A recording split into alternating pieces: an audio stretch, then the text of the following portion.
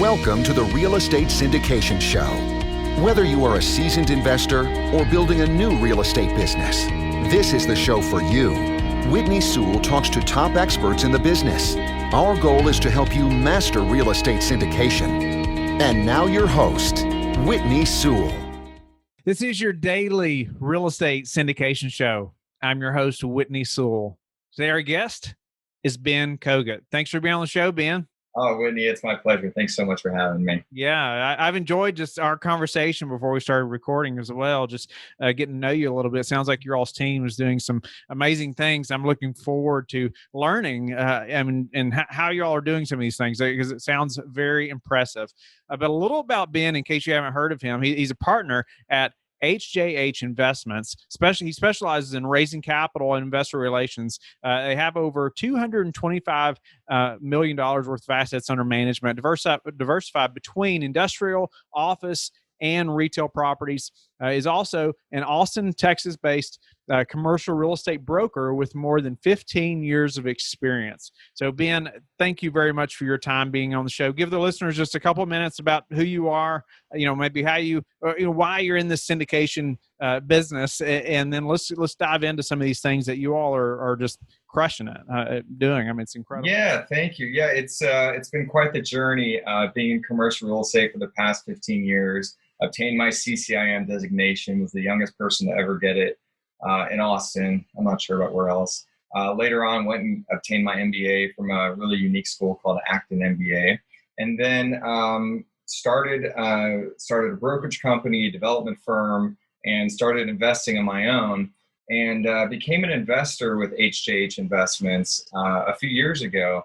Built a relationship with the CEO named Corey Harkleroad.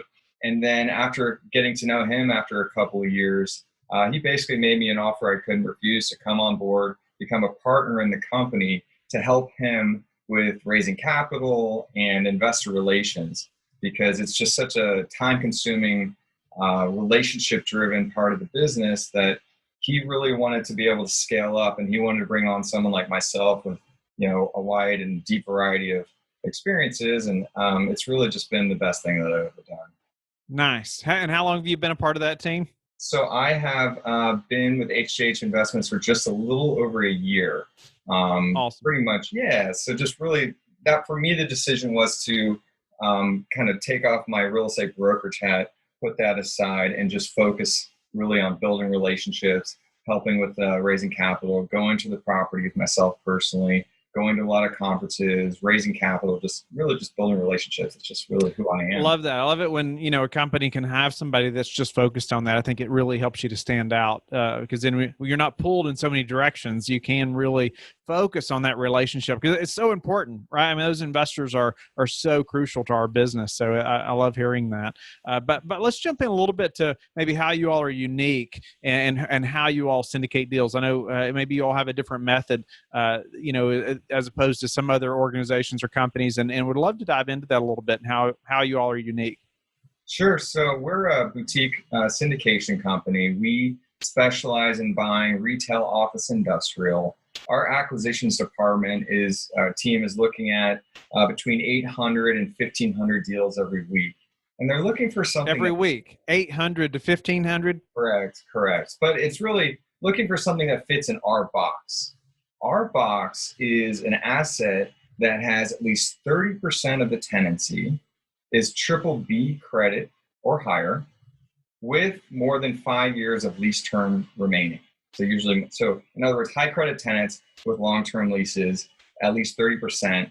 Oftentimes there'll be some mom and pop and regional credit mixed in, especially if it's a multi-tenant deal as well. But so out of that 800 to 1,500 deals that they're looking at, we're on average making about 16 offers a week on different assets. And so how many people are on that team? It's headed by John Post in my office, and then he's also backed up by another John in our office as well. So, okay.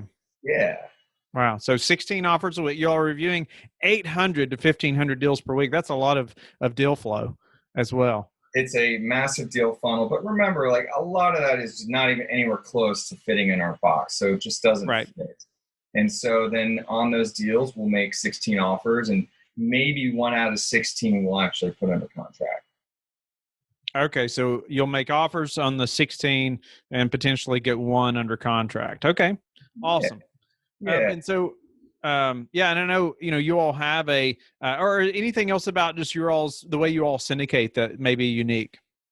A couple of things. So you want me to tell you about deal structure? We can talk Sure. about that. So Please. we typically structure our deals where we pay an 8% annual return.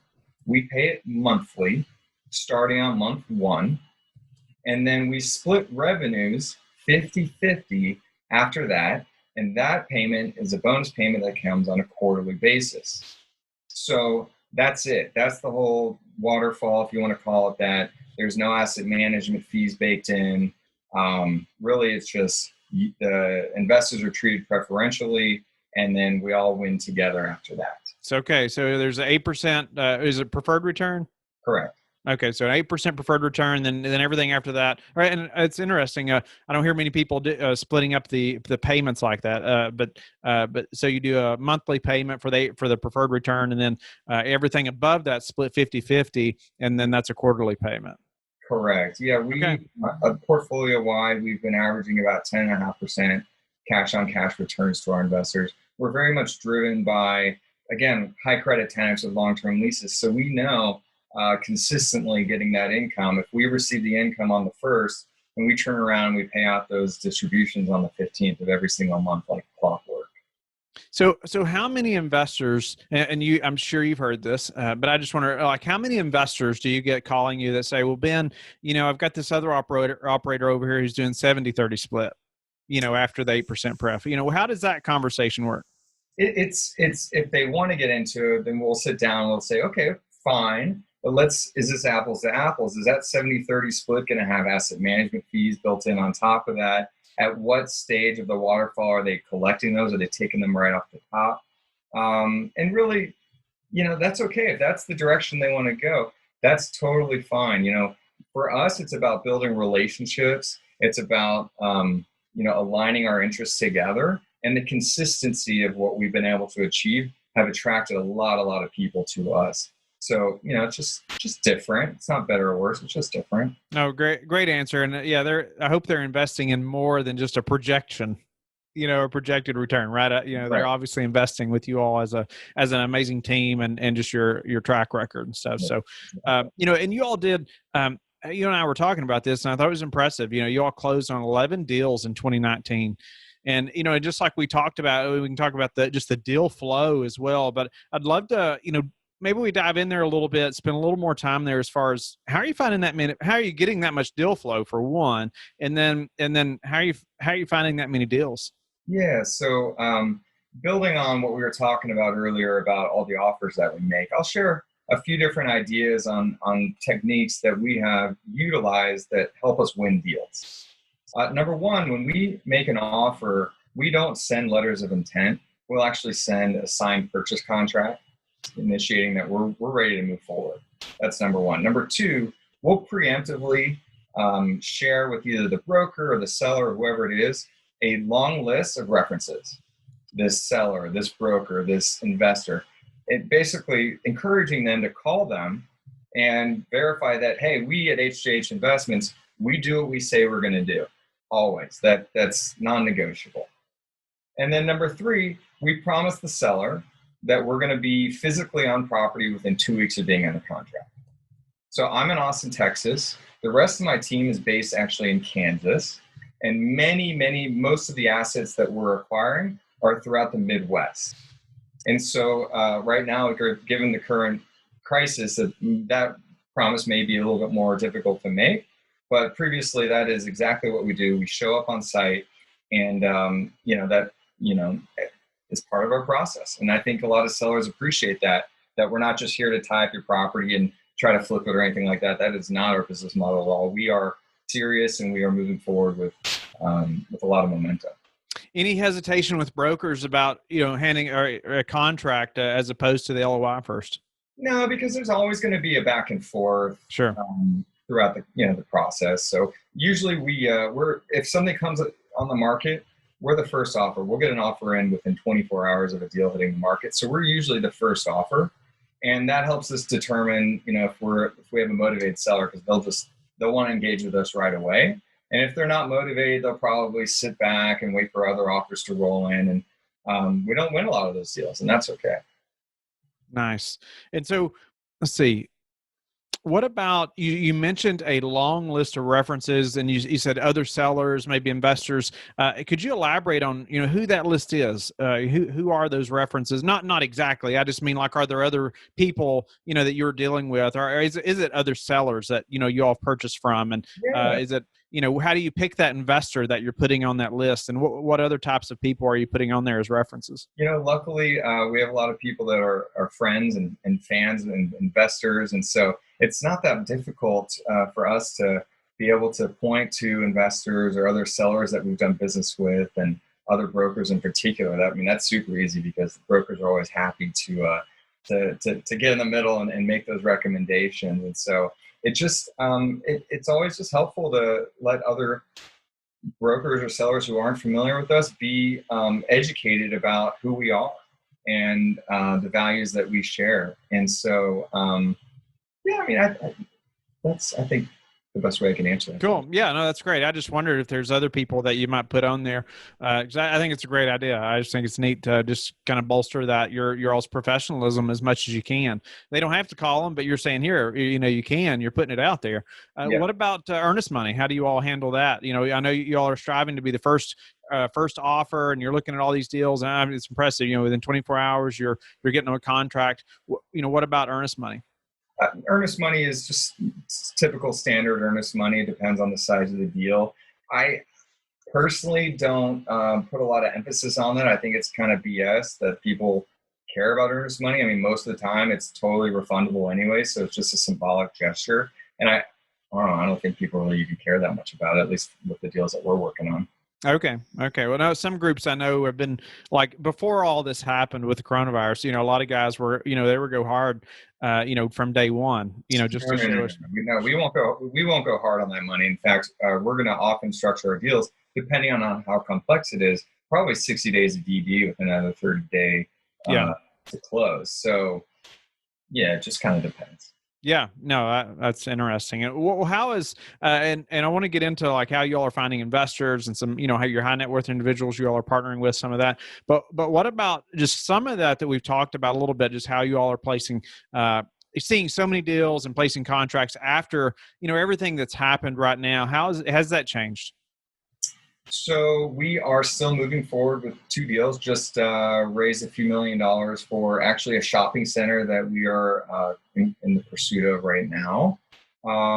It's been a little bit choppy because, of course, certain tenants have asked for rent concessions, and so we're dealing with that on a case-by-case basis on the deals that we are pursuing. I can talk a little bit more about what we've been doing with the retail tenants in our existing portfolio. Please. Yeah, so around March 15th, so we were pretty early in the process. We notified 120 of our tenants, offering them an opportunity preemptively to not have to pay April and May rent for now. And so we've had about 12 to 15% of the tenants in the portfolio take that deal. In exchange, we are negotiating, or we have negotiated on a case-by-case basis, to either extend their lease terms, or in a couple instances to wipe out exclusivity language. That's pretty much the 2 main pieces. And so since then, we have waived about $150,000 worth of potential revenue. And in exchange, we have obtained over 100 years worth of additional lease obligations throughout the portfolio. I just, you and I were talking about that before we were recording a little bit, and I just thought that's very interesting, especially just saying it like that. But it's just amazing that you all were proactive too, and I just like that you're finding a way to help the tenants as well, and making a way for, really to better everyone long term. Yeah, it is for everybody. It is a human issue. These are real Americans, or people, let's just say, who are working hard and taking care of their families. And we've had several of our tenants call our property management who's sort of the front line handling this negotiation process, crying, thanking him for the opportunity to not have to worry about this piece of their puzzle, And so part of our company culture is absolutely to help people. And this is just one way that we've, been working to do that. So, yeah.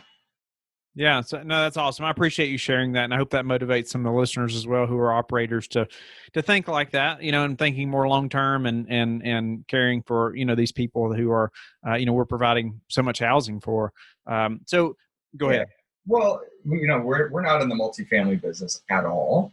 And I'll just say one other thing. I mean, we're not angels or anything. We're trying to help people. But on the other hand, if you think about it, all that extra lease obligation will help us in the future when the time is right.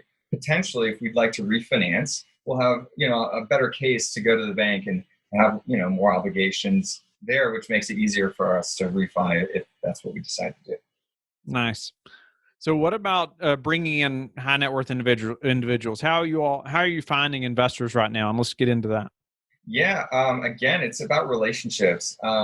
Just being in touch with people, communicating, hey, this is what our strategy is, being on a lot of these Zoom calls and phone calls, and really just trying to figure out how to help people, because there's just so much nervousness in the market, especially with all the recent volatility. And so just being that source of, hey, we're in the market, this is what we're seeing, this is what we're doing, and being transparent about the process as we're moving forward. Really, one of my passions is helping people. And so I recently started a mastermind group just through people that I've connected with on LinkedIn in order to be a resource for other people as they go through these different struggles as well. Nice. What's been your key method to finding high net worth individuals to just even begin the conversation or relationship? Yes. So several things. Number one, just having built up relationships over the years. Number one. Number two, we've had a lot of success being involved in certain organizations, one of which that I love the most is probably the Society of Exchange Counselors.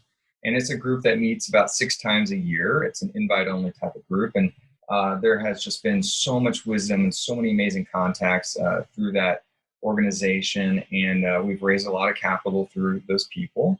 Another group is called the National Council of Exchangers. They meet in Vegas 4 times a year. Another group is a group called the Family Office Club, which is an international group that is based with a lot of family offices who are looking for investment deals. And then just putting myself out there, being active in the community. I mean, it's just something that I've naturally wanted to do pretty much my whole life, build relationships. I have friends that have invested with me that I grew up with in elementary school, college, post-college, just, different groups that I'm involved in.